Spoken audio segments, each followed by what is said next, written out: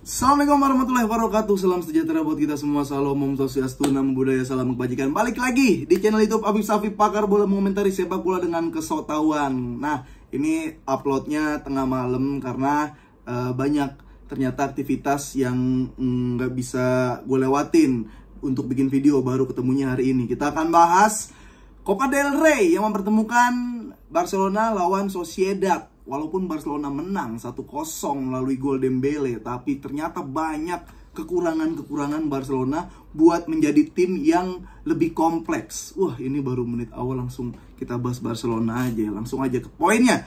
Barcelona yang gua pertanyakan adalah apakah 4-2-3-1 ini bakal menjadi pakem Barcelona yang baru atau balik lagi ke 4-3-3. Ternyata Xavi pakai lagi 4-3-3, yaitu ada Busquets, De Jong, Pedri, Gavi sebelah kiri jadi wing, jadi flank kiri, tengahnya Lewa, kanannya Dembele gitu kan. Nah, tapi di antara ketiga penyerang yang paling berkontribusi menurut gue pada malam itu adalah Dembele. Langsung aja, karena Lewa ada beberapa kali peluang yang mungkin 3 atau 4 tahun lalu kalau dia dapat peluang tersebut bisa gol. Tapi ya waktu atau insting atau kecepatan yang udah mulai menurun, itu kelihatan sih bahwa ya Lewa bukan Lewa yang ganas kayak dulu, bola-bola kadang nggak terduga bisa gol. Jadi Lewa masih banyak beberapa kesempatan yang nggak bisa dimaksimalin sama Lewandowski. Sementara di kiri Gavi ini, yang gue bilang Gavi, gue ngelihat Gavi seneng kalau ketika dia seredak-seruduknya tuh pas ngambil bola aja. Ketika megang bola, lu harus lebih tenang. Tapi Gavi semalam dua-duanya seperti itu. Dia gerasa-gerusuk saat ngambil, dia gerasa-gerusuk saat megang bola. Dembele kali ini dia kesurupan RE King ya mungkin ya, atau F1, kenceng banget. Di sebelah kiri dari Sociedad ada back Sociedad, back kirinya sama Kubo. Kubo kan ini Jepang-Jepang kenceng larinya, tapi belum bisa tuh dua orang buat cover Dembele. Walaupun Kubo lebih sering turun buat cover Dembele, tapi speed kalah, eksplosif kalah. Bahkan dua-dua sebelah kiri Sociedad itu selalu keteteran sama Dembele. Nah, Sociedad bermain dengan 10 orang. Ini yang gue bilang sangat disayangkan. Hanya menang 1-0 untuk lawan 10 orang. Oke lah, ketika 10 orang selesai, ya itu udah jelas menurut gue kartu merah ya si Mendes. Udah jelas nginjek, udah jelas natakin tulang kering. Itu kalau dilihat, kalau dibuka sama Busquets itu merah tuh. Kalau di ronsen ada Puma kali kan, Mendes pakai Puma atau Nike. Jadi nggak usah protes seharusnya si Sociedad gitu, karena udah ada di VAR, udah kelihatan gitu kan. Emang enak kalau ada VAR yang bisa diputar ulang, kelihatan gitu. Cuma kenapa sih dalam beberapa kasus VAR atau CCTV ketika minta diputar CCTV-nya mati? Beda tuh ya kasusnya tuh. Nah, 10 orang.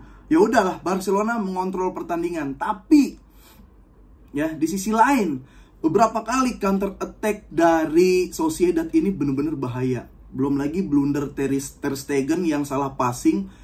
Dan memang Barcelona ini beruntung banget punya sosok Ter Stegen di bawah Mistar, karena save-nya tuh krusial. Gue yakin lah, satu stadion atau yang nonton yakin kalau ada bola yang blunder dari Stegen itu ketika di shoot itu gol. Tapi tangan Stegen tuh kayak punya magnet buat bola ke arah kemana itu. Ya, jadi ini yang membuat Barcelona, kalau dipertanyakan kenapa Barcelona adalah mungkin di La Liga ya, kenapa Barcelona bisa kebobolan paling sedikit, itu murni, hampir murni 90% lah. Itu gara-gara Stegen yang di belakang Mistar. Walaupun Konde main bagus, Christensen main bagus, Araujo main bagus, Balde main bagus semua, tapi kadang suka aja gitu bola-bola celosan yang nggak terduga gitu, atau kalah speed, atau gagal cover, kalah jumlah itu masih ada gitu. Kubo kena Mistar, shootnya pakai kaki kiri kenceng banget, itu kalau gol ribet lagi tuh. Banyaklah peluang-peluang yang harusnya salto, bisa kena, bisa on target, tapi akhirnya untung nggak on target. Nah, untuk lini depan seperti itu. Dan sangat disayangkan Barcelona bisa mendominasi cuma nggak bisa golin banyak. Kan yang bahaya kalau misalkan musuhnya bisa counter terus gol satu sama, terus di ultra defense sampai Barcelona bingung gimana cara tembusinnya, diadu terus sama penalti, kipernya udah panas. Ya, walaupun kita punya Stegen, tapi tetap aja itu jadi gambling lagi, jadi 50-50 lagi di situ. Kayak gitu. Ini untuk lini tengah. Lini tengah terlihat ada perubahan menurut gue. Dimana biasanya gue selalu ngomel tentang Busquets yang udah gak kuat lari, Busquets interceptnya jelek, timing potong bolanya udah gak bagus. Ternyata dia bisa melakukan itu, walaupun dengan syarat tetap De Jong gak perlu jauh-jauh dari, gak boleh jauh-jauh dari Busquets. Cuma kelihatan lah Busquets udah mau lari gitu, kayak ngejar bola, motong bola, ngalirin bola memang tugasnya, tapi ngejar bola dan motong bola itu yang harus bisa dimaklumi dan harus bisa dimaafkan. Kalau Busquets masih ada lah dikit-dikit, walaupun kalau nanti ketemu gegen pressing, ketemu tim-tim yang sirkulasi bolanya cepat, keteteran pasti. Ya, seperti itu yang di lini tengah. Nah, De Jong entah kenapa malam itu kok kayak orang bingung gitu kan. Bahkan ada gol siapa ya, tendangan Lewa atau Pedri, lupa lah gue siapa yang nendang.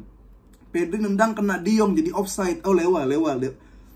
Jadi offside. Jadi terlalu dalam banget nusuknya gitu kan. Harusnya itu memang bola scream, bola kemelut gitu. Memang biasanya tuh mental-mental ke De Jong, tapi bukan posisi yang ada di bawah gawang banget. Itu De Jong, gue juga bingung kenapa tiba-tiba ada di depan gawang banget kayak gitu. De Jong bingung. Mungkin bolehlah nanti nih di La Liga coba lagi 4-2-3-1 buat bener-bener memastikan works apa enggak gitu.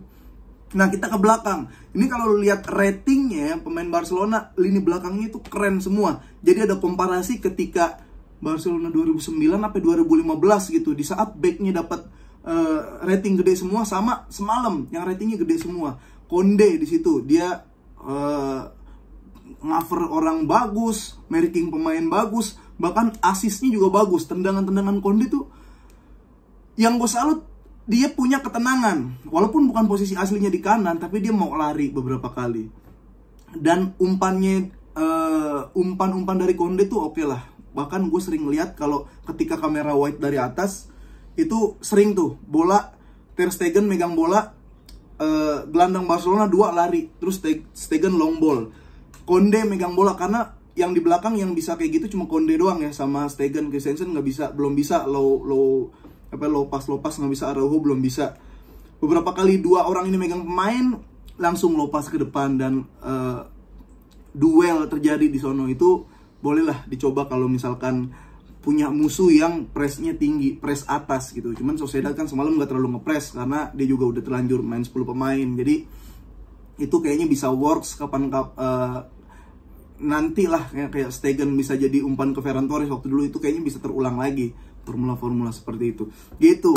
Dan ini adalah ulang tahun Xavi Hernandez.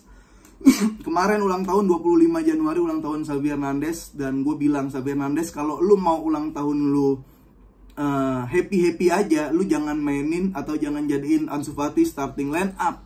Benar, ternyata Ansu Fati main cuma 2 menit dalam waktu normal. Akhirnya ya udahlah, walaupun bolanya jadi ngadet, bolanya jadi mati, tapi nggak apa-apa. Buat nyenengin Ansu Fati aja, sama buat nyenengin diri lu sendiri, si Xavi ulang tahun.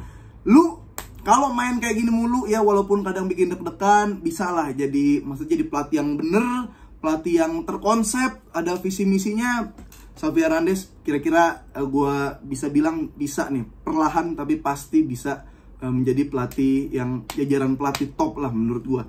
Kira-kira seperti itu. Nah, Sociedad nggak ngelawan sih, maksud gue nunggu Sociedad 11 pemain gitu. Maksud gue pengen lihat Oyarzabal baru sembuh lagi dari cedera main gitu, seperti apa gitu kan. Gelandang-gelandangnya juga yang biasanya bagus jadi nggak terlalu terlihat karena main defense. Jadi ya udah, 1-0 sebenarnya nggak terlalu menyedihkan buat Sociedad karena ada kartu merah di menit-menit masih pertengahan itu, malah bukan menit-menit akhir banget. Jadi ini tetap ideal. Kita tunggu Madrid malam ini main lawan Atletico. Nah, Atletico ada Depay, Joao Felix udah keluar. Gue udah seneng banget Joao Felix keluar dari Atletico. Berarti dia akan jadi penyerang pada umumnya, karena di Atletico dia jadi back. Kita lihat. Cuma Atletico sekarang berhadapan lawan Madrid, yang dimana Atletico jarang menang. Cuma kadang mainnya mirip-mirip nih. Atletico yang defense nggak peduli, akhirnya nyerang, sekali serang gol. Sama Madrid kan juga seperti itu. Cuma Madrid template-nya lebih kebaca, tak Vini, akhirnya Benzema golin. Coba kita lihat di kanan Atletico nih ada siapa nih? Siapa yang bisa mengawal Vini? Siapa yang bisa menghentikan aliran bola menuju ke garis depan pemain-pemain Madrid, karena kan De Paul juga ada tengahnya gitu kan. Terus pemain yang punya speed juga banyak di Atletico, jadi sangat patut buat ditonton dan ditunggu hasilnya seperti apa. Gitu aja dulu ya. Sampai ketemu lagi. Jangan lupa dengerin podcast Boba boleh banget di aplikasi Noise, NOICE, itu gratis, tinggal di-download. Gabung juga ke grup Telegram Podcast Boba, ada linknya, nanti silakan kalian tanya. Jadi pokoknya sehat-sehat selalu buat kalian semua. Assalamualaikum warahmatullahi wabarakatuh.